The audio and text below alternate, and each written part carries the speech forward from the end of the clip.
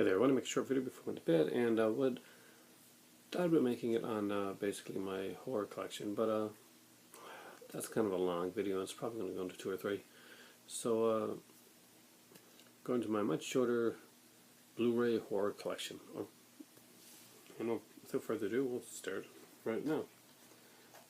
First up is Father's Day. I got this from the guys at Troma when they were in Montreal. Really great one. Highly recommend it. Next up is Vamp. Great movie from Arrow Video. The Blu-ray is one you really should have. I got this cover put out right now, but because I kind of like it. Next up is Phenomena. It is a highly underrated, Dario Argento film. And just 1 second. I'm back. Phenomena is another great film released by Arrow Video.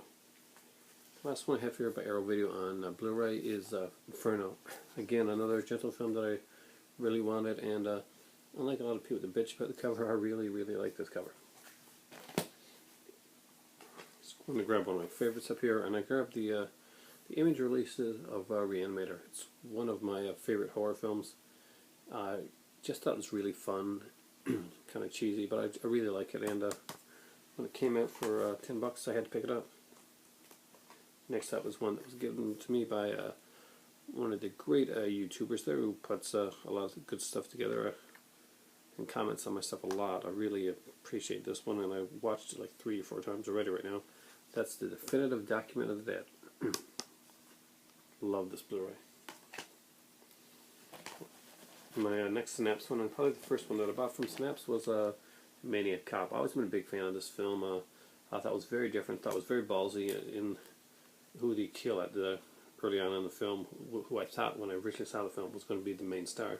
So yeah. Next up is Twins of Evil, another great Synapse film, a great Hammer film, one of the last truly great Hammer films. The feature on this one, Flesh and the Fury, is worth getting for alone. It's an 84-minute documentary that's almost as long as the film itself. Of course, I had to have Frank Henenlotter's Frankenhooker, another favorite from Synapse of mine, and it is incredible. I always have loved this film. It's just one of those really cool ones. Great features on this as well. The talking to Jennifer Deloria is really cool. She's quite a character, and I gotta say, I really do love the stuff she does in her. Next up is the Scream Factory double feature, and one that I really like, the TerrorVision and the Video Dead. 2 lesser-known films. One of them, of course, is Charles Band Empire Pictures film. That would be TerrorVision. Video Dead is one of those ones that I remembered seeing the box cover of so many times in video stores back in the old VHS days. Next up is another favorite of mine, and that is Prison. Prison is a great film by Rennie Harlin. This is Kane Hodder's introduction to John Carroll Buechler, and pretty much his demo reel for getting to play the role of Jason later on. Next up is one that doesn't get mentioned enough. I think it's a really good film. I really enjoy it. And it is Death Valley, a thriller with Peter Billingsley, Catherine Hicks, Paul Lamont, and Stephen McHattie. Great little thriller. Scream Factory put it out. It's one of those little sleeper hits that not a lot of people knew until they got to see it there on Blu-ray, and hopefully a lot more people are seeing it. Next up is a double feature, The Town That Dreaded Sundown, with the movie The Evictors. I actually bought this for the second movie, The Evictors. I always have been a fan of The Evictors since I was a very young kid, actually. And The Town That Dreaded Sundown is one that I really enjoyed as well. Though they could have. It's a good movie, but it's a movie with potential to have been great.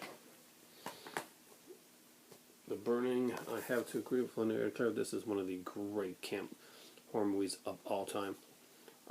If you do not have this on Blu-ray, go get it. It really is worth it. Scream Factory put this one out, and it's just incredible. Next up is another favorite of mine, From Beyond, because Scream Factory tends to delve into my mind and put out exactly the movies that I like. By the way, I also have them, but they're not in this list. They Live in Dark Angel. I didn't really consider those horror movies, so they didn't make the list, but From Beyond definitely does. Terror Train is up next, and that is a favorite horror movie of mine, a favorite slasher. I found it very creepy, creeped me out when I watched it back then. You know, it still creeps me out a little bit now. I guess that little childhood fear I had just sticks with me. Next up is Halloween 3, another cool Scream Factory release. Love the cover art on this one here. It's really, really incredible stuff. And you know what? This movie gets a bad rap.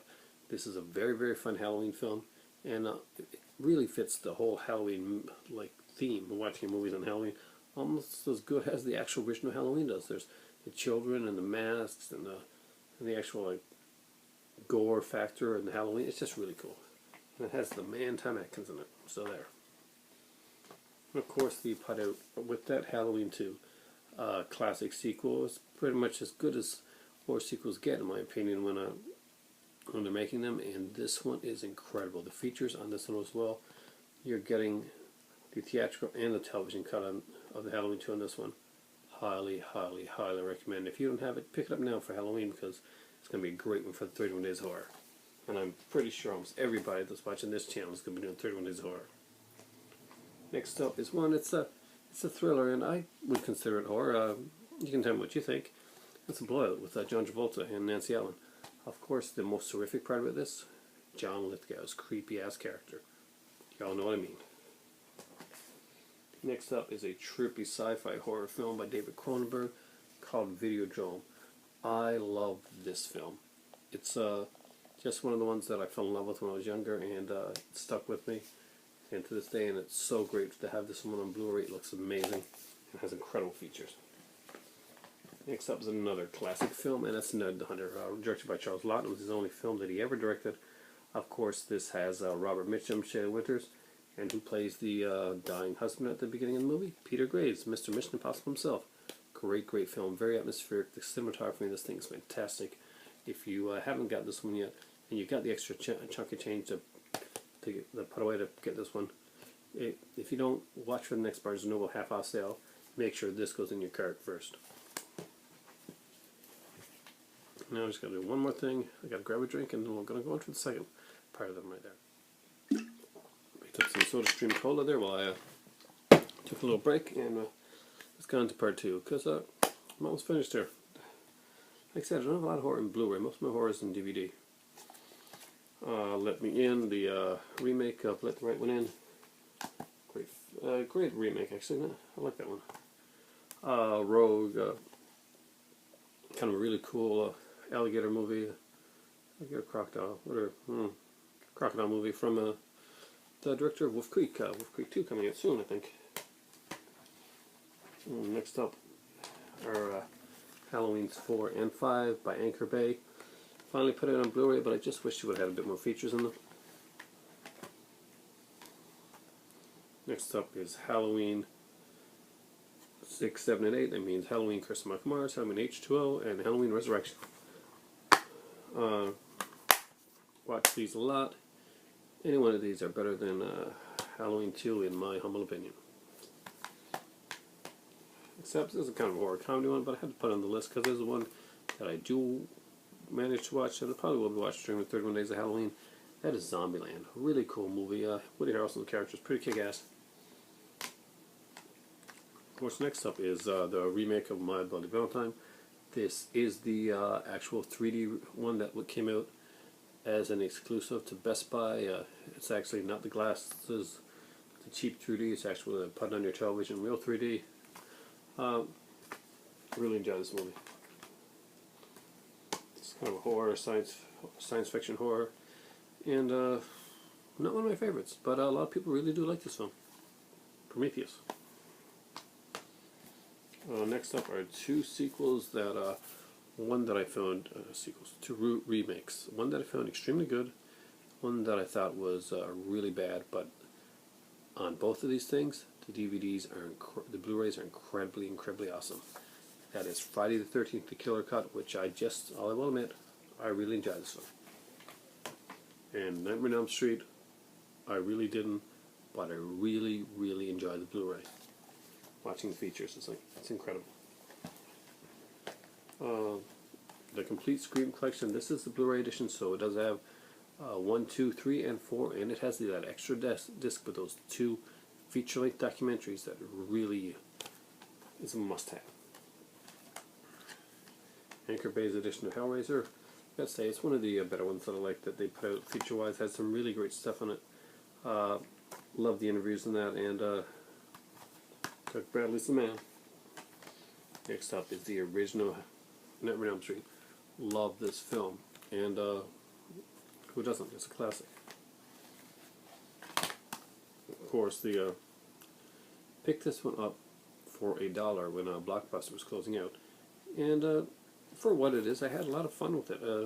Features were really great, and originally bought this for the 52 Ways to Die feature. It was basically recounts every trap from every Saw film that was ever put out.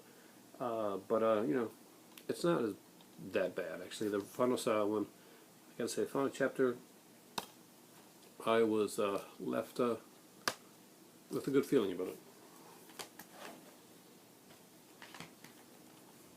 Of course, another remake, Prom Night, that gets a lot of crap, and it's alright. I mean, it's a slasher film. It doesn't reinvent the wheel. It's not supposed to. It's just a typical teens get slaughtered film, and that being said, it's much darker than a lot of these type of films.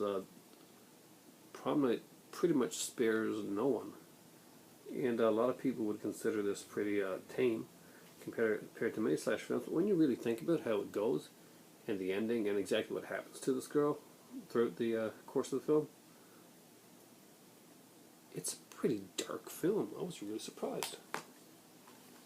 Next up was one that is really ballsy and bloody in the slasher genre, and that's Matt Farnsworth's The Orphan Killer.